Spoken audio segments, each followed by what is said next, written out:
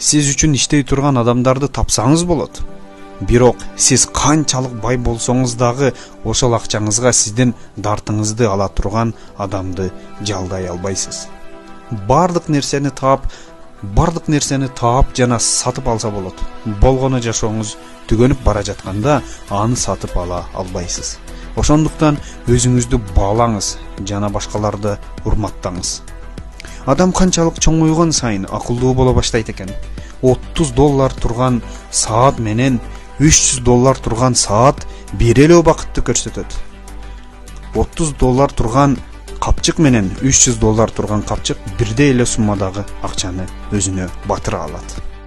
$150 000 кымбат баалуу машина менен унаа менен жүрөбүзбү же $30 унаа менен эконом класс менен жүрөбүзбү? Бара турган жолдорубуз ошол километрлер, аралыктар бирдей эле экендигин түшүнө баштайбыз. Кымбат болсо дагы, арзан болсо дагы ошол эле жолдорду жүрөбүз. Акырында баарыбыздын бара турган жерибиз дайын. Ал ачуу чындыкты өз көздөрүм менен көрүп турам. Аны эч ким ката деп менден талаша албайт. Мен болгону ошол бүтүп бараткан өмүрүмдү өз көздөрүм менен көрүп турам. Жашоодо чоң үйдө, мисалы 300 метр квадрат үйдө жашайсыңбы, же андан да чоң Хан сарайда 3000 метрлик квадрат үйдө жашайсыңбы? Жашоодогу жалгыздык бир күнү келет.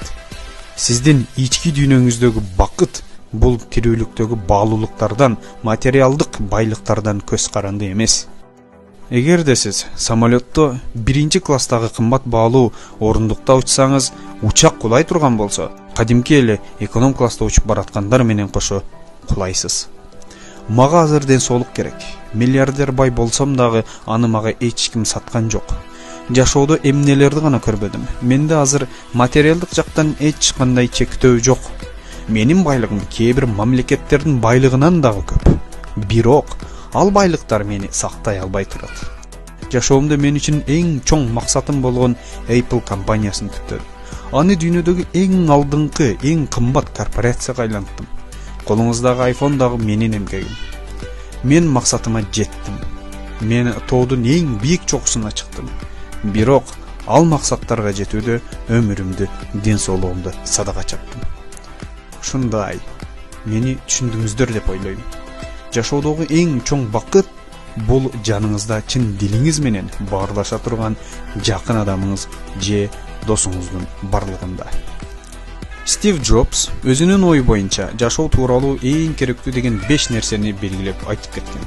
Биринчиси, балдарыңызды тарбиялап жатканда бай болууга эмес, бактылуу болууга үйрөткүлө. Анткени алар чоңойгондо бардык нерсенин баасын билишет. Экинчиси, тамак ашты дары катары азыктаныңыздар. Болбосо дарыны азык катары колдонуп каласыз. Сизди жакшы көргөн адамдар сизден кетүүгө 100% себеби болсо дагы, сизди мына таштап кетем деп турган чакта дагы сизден кетпөөнүн негизги бир себебин табышат. Таштап кетишпейт. Андыктан сизди жакшы көргөндөрдү баалай билиңиз. Адам болуп жашоо менен адамгерчиликтүү адам болуп жашоонун ортосунда чоң айырма бар.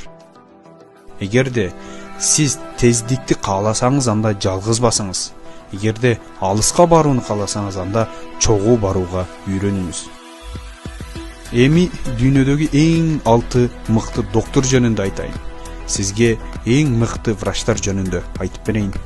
Алар биринчиси күн нурлары, экинчиси эс алуу, үчүнчүсү денени чыңдоочу көнүгүүлөр, төртүнчүсү мүнөздөп тамактануу, диета мындайча айтканда, бешинчиси өзүңүзгө болгон ишенич, алтынчысы чыныгы достук, чын дилиңиз менен достошуңуз. Жашоонун ар бир тепкичинде ден соолукта болуп ырахат алыңыз. Стив Джобс.